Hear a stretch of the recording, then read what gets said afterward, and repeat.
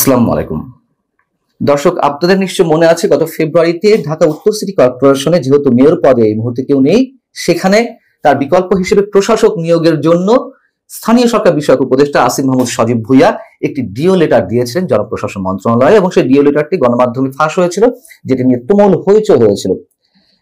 সেটি তো একটা গল্প। এখন যেটি জানা যাচ্ছে, তার নিয়োগকৃত সেই প্রশাসক মোহাম্মদ এজাজ দেশের একটি গোয়েন্দা প্রতিবেদন ফাঁস হয়েছে, যেটি বলছে মোহাম্মদ এজাজ দেশের নিষিদ্ধ ঘোষিত জঙ্গি সংগঠন হিজবুত তাহরীর অন্যতম শীর্ষ নেতা, এবং মোহাম্মদ এজাজকে নিয়োগের জন্য একজন নারী উপদেষ্টা বেশ তৎপর ছিলেন। তার সুপারিশে এবং আসিফ মাহমুদ সজীব ভুঁইয়া উদ্যোগী হয়ে মোহাম্মদ এজাজকে ঢাকা সিটি কর্পোরেশন উত্তর সিটি কর্পোরেশনের প্রশাসক পদে নিয়োগ দেওয়া হয়। এবং এই যে গোয়েন্দা প্রতিবেদনটি, এটি আবার ফাঁস করেছেন আন্তর্জাতিক গণমাধ্যম আল জাজিরার অনুসন্ধানী দলের অন্যতম সদস্য জুলকারনাইন সাহেব।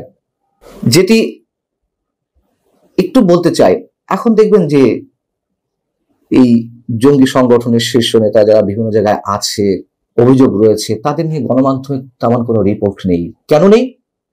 মবের ভয়ে। এরই মধ্যে বেশ কয়েকটি গণমাধ্যম মবের শিকার হয়েছে, যেগুলো ভাঙচুর করার জন্য তারা উদ্যোগী হয়েছিলেন। সে যাক, এখন জুলকারনাইন সাহেব যেটি বলছেন যে বর্তমান অন্তর্বর্তী সরকারের অভ্যন্তরে যেন আরেকটি ছায়া সরকার পরিচালিত হচ্ছে, যার অগ্রভাগে রয়েছেন অন্তত 6 জন ব্যক্তি বেশ সুকৌশল এবং সরকারের ভেতরে প্রবেশ করেছে। মোহাম্মদ এজাজ সম্পর্কে একটি জাতীয় গোয়েন্দা সংস্থা বা স্পেশাল ব্রাঞ্চ পুলিশের তারা যে প্রতিবেদনটি দিয়েছে, যেটি ফাঁস হয়েছে, সেটিতে যা বলা হচ্ছে, মোহাম্মদ এজাজ 2002 সাল থেকে হিজবুত তাহরীর কর্মকাণ্ডের সঙ্গে জড়িয়ে পড়েন এবং কমপক্ষে 2 বার তিনি পুলিশের হাতে আটক হন। ছাত্র জীবনে তিনি ছাত্র শিবিরের সঙ্গে যুক্ত ছিলেন। 2024 সালের 3রা সেপ্টেম্বর স্পেশাল ব্রাঞ্চের একটি রিপোর্ট অনুযায়ী এখানে যা বলা হচ্ছে যে হিজবুত তাহরীর বাংলাদেশের শীর্ষ নেতাদের তালিকায় মোহাম্মদ এজাজের অবস্থান ছিল 5 নম্বরে, এবং একই বছর হিজবুত তাহরীর প্রচারণা এবং সংগঠনটিতে অর্থায়নের অভিযোগে এজাজ সহ আরো 8 জনকে বিশেষ ক্ষমতা আইনে গ্রেপ্তার করা হয় 2014 সালে, এবং এই ঘটনায় তিনি বেশ কিছুদিন আটক ছিলেন। 5 আগস্ট রাজনৈতিক পট পরিবর্তনের পর বা গণ অভ্যুত্থানের পর 10 নভেম্বর 2024 এজাজ সহ তার অন্য সহযোগীদের মামলা থেকে খালাস প্রদান করা হয়, এবং তিনি বেশ চেষ্টা করছিলেন যে স্পেশাল ব্রাঞ্চের যে প্রতিবেদনটি ছিল সেখান থেকে তার নাম কাটানোর জন্য তিনি তা পেরে ওঠেননি। এখন আসিফ মাহমুদ সজীব ভুঁইয়ার সুপারিশে তিনি প্রশাসক পদে নিয়োগ পেলেন, এবং এই অভিযুক্ত জঙ্গি নেতা মোহাম্মদ এজাজ যাতে নিয়োগ পায় ঢাকা সিটি কর্পোরেশনের প্রশাসক পদে, তাতে সরকারের একজন নারী উপদেষ্টা বেশ তৎপর ছিলেন। কে হতে পারেন তিনি? এখন নারী উপদেষ্টা তো 3 জন রয়েছেন। একজন ব্রতির নির্বাহী পরিচালক শারমিন মুর্শিদ, তাকে আমি ব্যক্তিগতভাবে জানি, তার দ্বারা অন্তত এই কাজটি করা সম্ভব নয়। আরেকজন রয়েছে, এটা আমার ধারণা, আরেকজন রয়েছেন ফরিদা আক্তার, আমাদের কাছে খুব সুপরিচিত ফাহাদ মাজারের স্ত্রী। আরেকজন সৈয়দা রেজাওয়ানা হাসান, পরিবেশ নিয়ে কাজ করা যে সংগঠন বেলার নির্বাহী পরিচালক। আমরা অনুমান করতে পারি যে কার তৎপরতায় বা বিশেষ উদ্দেশ্যে আসিফ মাহমুদ সজীব ভুঁইয়ার সুপারিশে মোহাম্মদ এজাজকে ঢাকা সিটি কর্পোরেশন উত্তর সিটি কর্পোরেশনের প্রশাসক পদে নিয়োগ দেওয়া হলো। এখন যখন আসিফ মাহমুদ সজীব ভুঁইয়ার সুপারিশকৃত চিঠি বা ডিও লেটারটি ফাঁস হয়েছিল, তখন তিনি কিন্তু সেটি অস্বীকার করেননি, বরং অস্বীকার না করে তিনি কৌশলের আশ্রয় নিয়েছিলেন।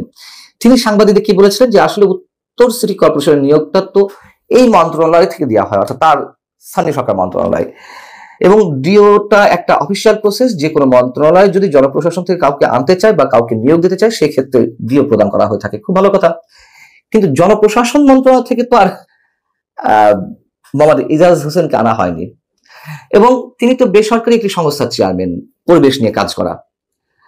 আবার সিটি কর্পোরেশনের প্রশাসক পদের মতন এই যে লাভজনক পদে যখন কাউকে নিয়োগ দেওয়া হয় তখন তো স্রেফ একটি ডিও লেটারের মাধ্যমে কোনো মন্ত্রী বা উপদেষ্টার সুপারিশ অনুযায়ী কাউকে নিয়োগ দেওয়া যায় না, খুব স্বাভাবিক এটি। আসিফ মাহমুদ সজীব ভুঁইয়া যে সংবাদ সম্মেলনে তার আত্মপক্ষ সমর্থনের চেষ্টা করছিলেন তখন একজন সাংবাদিকের প্রশ্ন ছিল যে যখন কোনো উপদেষ্টা বা মন্ত্রী কোনো সুপারিশ করেন তখন বিষয়টি কোনো মন্ত্রণালয়ের বা অন্য কারো সেটি এড়িয়ে যাওয়ার সুযোগ থাকে কিনা। তিনি বলছেন যে এটি বিধি মোতাবেক হয়েছে। আমার আসলে এই বিষয়ে একটু গ্যাপ রয়েছে, আমি জানতে চাই বা কেউ যদি পারেন আমাকে জানান যে বেসরকারি পর্যায়ে একজন ব্যক্তিকে যখন মন্ত্রী নিজের ইচ্ছায় তার মন্ত্রণালয়ের অধীনে কোনো সংস্থার মানে শীর্ষ পদে নিয়োগ দিবেন, সেই ব্যক্তি কিভাবে ওই মন্ত্রী বা উপদেষ্টার যে কোনো অর্ডারের বাইরে যাবেন? সম্ভব না তো। এবং সেই ব্যক্তি ওই মন্ত্রী বা উপদেষ্টার ইচ্ছা অনুযায়ী কাজ করবেন যদি ব্যক্তি ইচ্ছায় নিয়োগ হয়ে থাকে, খুব স্বাভাবিক। সেখানে একজন বেসরকারি পর্যায়ের ব্যক্তিকে কিভাবে সিটি কর্পোরেশনের প্রশাসক পদে নিয়োগ দেওয়া হয়? এবং এই এজাজকে নিয়ে তো বিতর্ক কম নয়। গত কয়েকদিন আগে আরেকটি নিউজ ভাইরাল হয়েছে গাবতলী পশুর হাটে ইজারাদার নিয়োগ নিয়ে। ইজারাদার নিয়োগের জন্য যেই দরপত্র আহ্বান করা হয়, যারা সর্বোচ্চ দরদাতা হবেন তাকে ইজারাদার নিয়োগ দেওয়া হয় এবং পরপর 3টি প্রক্রিয়ায় 3টি দরপত্রের মাধ্যমে পত্রিকার বিজ্ঞপ্তির মাধ্যমে এটি করা হয়ে থাকে। অর্থাৎ সিটি কর্পোরেশনের টার্গেট অনুযায়ী যে ব্যক্তি বা যে প্রতিষ্ঠান এই জায়গায় টাকা দিতে পারবে তাকে নিয়োগ দেওয়া হয়। আমরা দেখলাম যে সর্বোচ্চ দরদাতা যিনি হয়েছিলেন মোহাম্মদ কফিল উদ্দিন, আরাত মোটরস তার প্রতিষ্ঠানের নাম, তাকে দেওয়া হলো না। ইজারা দেওয়ার বদলে খাস নিয়োগ দেওয়া হলো, খাস আদায়ের জন্য বা খাজনা আদায়ের জন্য ব্যক্তি নিয়োগ দেওয়া হলো এবং সেই প্রতিষ্ঠানকে দেওয়া হলো যে প্রতিষ্ঠান এই দরপত্রের 3 নম্বর স্থানে ছিলেন। এখন যুক্তি হিসেবে নানান বিষয় তুলে ধরা হলো। মোহাম্মদ ইজাজ বললেন যে 1 নম্বর দরদাতা ব্যক্তি তিনি ফ্যাসিবাদের দোসর। এখন এই যে মোহাম্মদ কফিল উদ্দিন তিনি ফ্যাসিবাদের দোসর হন কিভাবে? তিনি আওয়ামী লীগের সময় বিভিন্ন মামলার আসামি, তিনি বিএনপির স্থানীয় নেতা, এটি সবাই জানে। তো তিনি কিভাবে ফ্যাসিবাদের দোসর হন? এর মধ্যে আরো অনেক ধরনের অজুহাত দাঁড় করিয়েছেন যেগুলো একেবারেই গ্রহণযোগ্য নয় এবং এটি নিয়ে দুদক উদ্যোগ নিয়েছে বিষয়টি তদন্ত করার।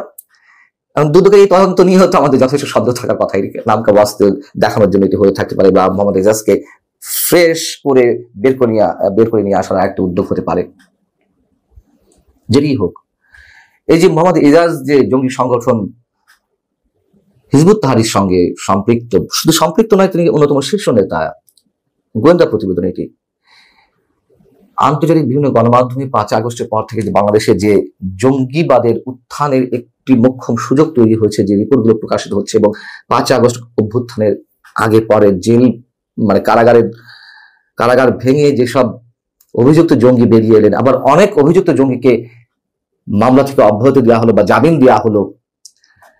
আমাদের কি মেলাতে খুব অসুবিধা হওয়ার কথা যে আন্তর্জাতিক বিভিন্ন গণমাধ্যম বাংলাদেশের জঙ্গিবাদের উত্থানের যে একটি সুযোগ, এই ধরনের রিপোর্ট অহেতুক হচ্ছে?